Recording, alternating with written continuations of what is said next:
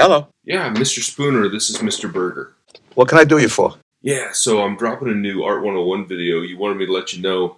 If you want to go to YouTube, check it out. It's ready for you. That's your world. I just live in it. Art 101 with Mr. Burgher.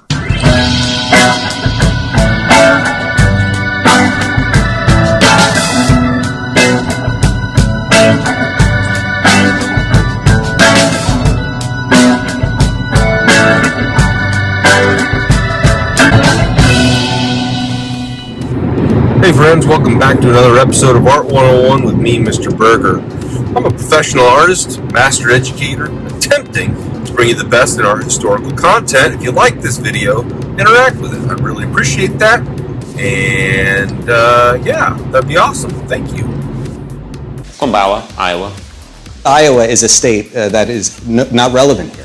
I tell you friends, what do I know? I color for a living. But I do know a little something about family drama. I mean, going back home to Iowa makes me think about all, my past life sorts of things, and drama.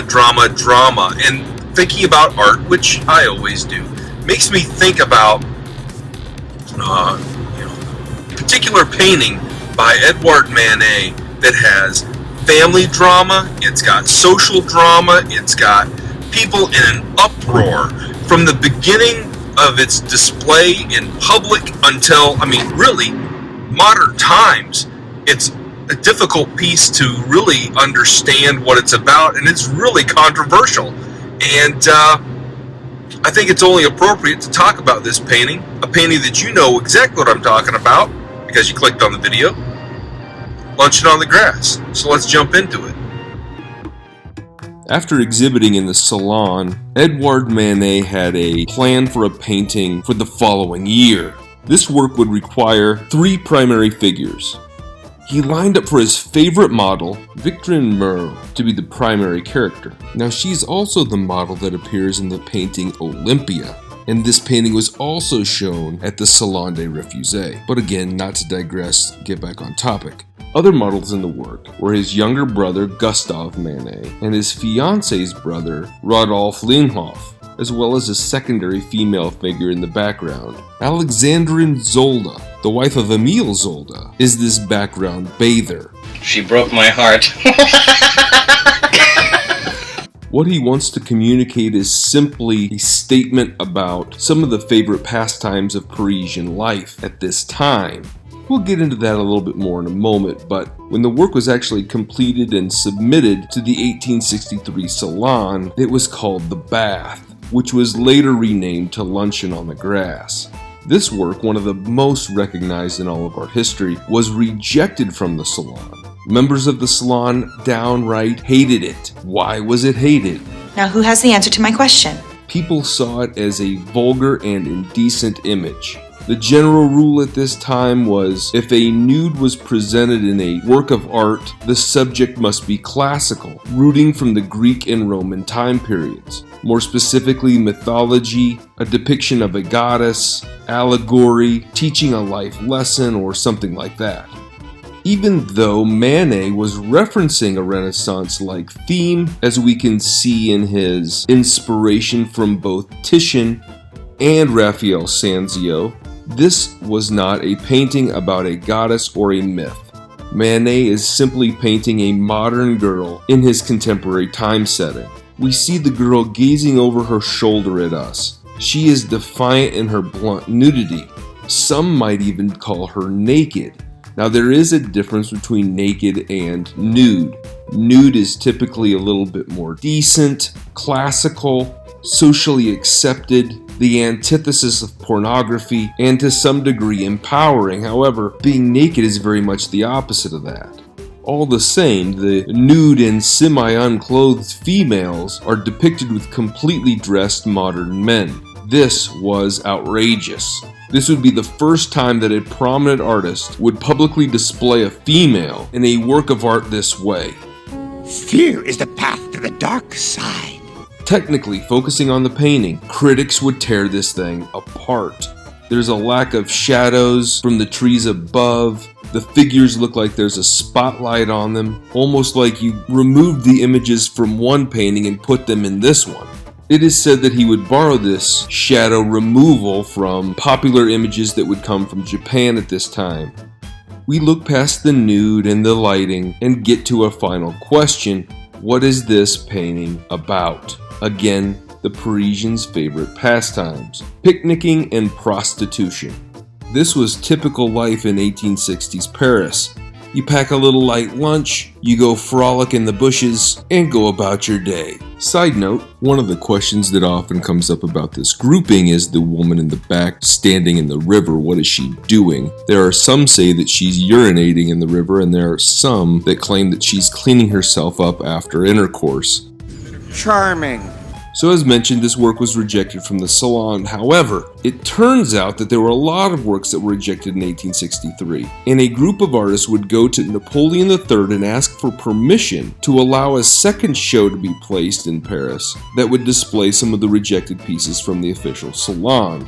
Permission was granted, and the show was to be called the Salon des Refusés, or the Show of Refused Work.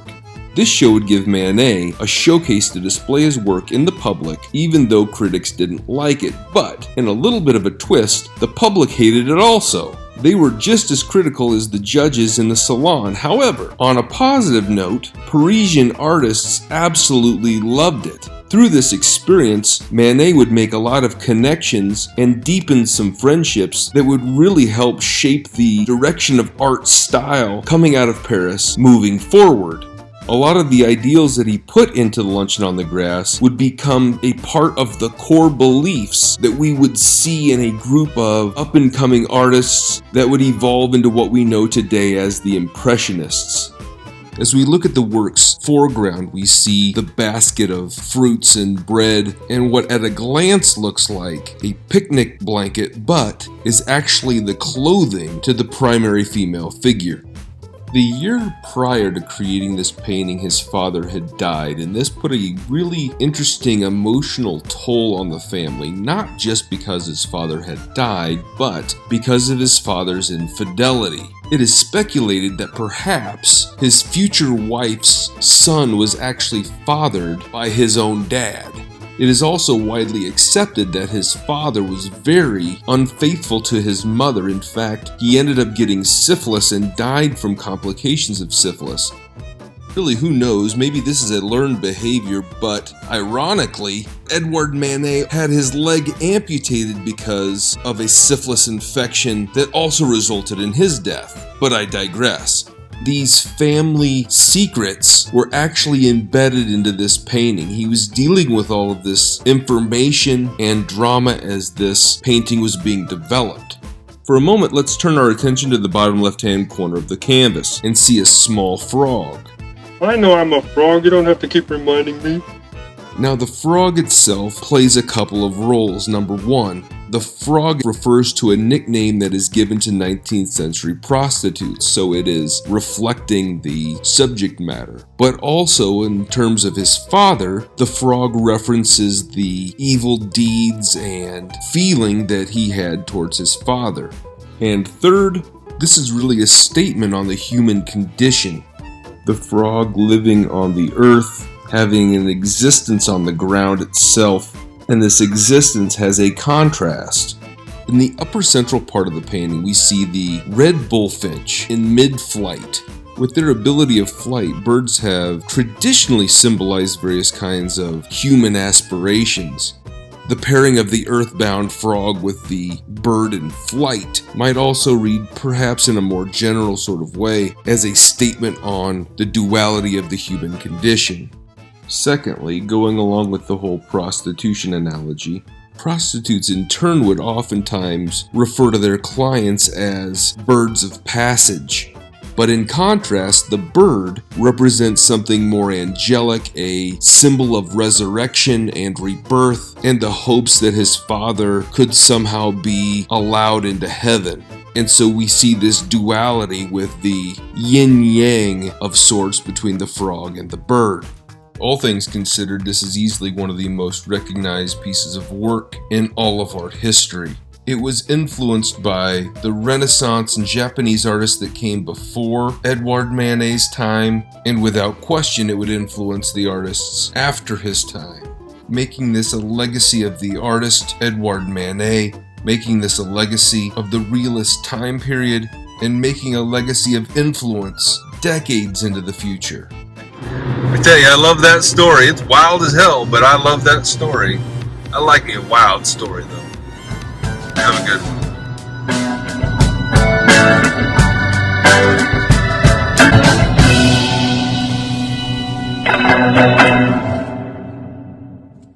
I also want a large orange soda!